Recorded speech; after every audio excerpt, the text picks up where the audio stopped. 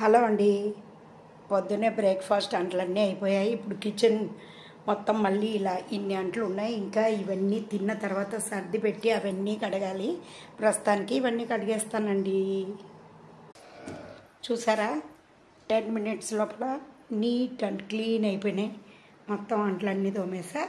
మళ్ళీ ఇంకా ఉంటాయి, అవన్నీ మళ్ళీ కడిగేస్తా. మొత్తం అందరం భోంచేశాక చూసారు కదా ఎన్ని ఉన్నాయో. మాకైతే డిష్ వాషర్ కూడా ఉంది, కానీ దాంట్లో మనం క్లీన్ చేసి పెట్టి తీసేదానికంటే బుద్ధి ఉంటే మనము గబగబ కడుక్కోవడం బెస్ట్ అనమాట. అందుకే బుద్ధి లేకున్నాను. పని చేస్తుంది, కానీ గ్లాస్ ఐటమ్స్ ఇలాంటివి అయితేనే నీట్గా పోతాయి. మనము ఇండియన్ కుకింగ్లో వాడే గిన్నెలన్నీ వేయాలంటే కష్టము. సో 2 పనులు ఎందుకని నేనే కడిగేసుకుంటాను అనమాట.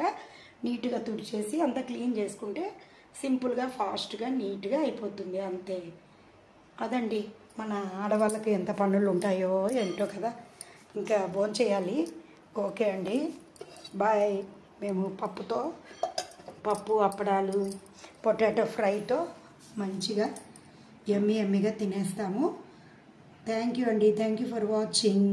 సబ్స్క్రైబ్ చేసుకోండి ఆర్ఆర్వి బై మాధురి ఛానల్ని. ఇంకేంటి విశేషాలు, మీరేం చేశారు చెప్పండి. కామెంట్ చేయండి, షేర్ చేయండి, లైక్ చేయండి. మీ వాళ్ళందరికీ షేర్ చేసి సబ్స్క్రైబ్ చేసుకోమని చెప్పండి.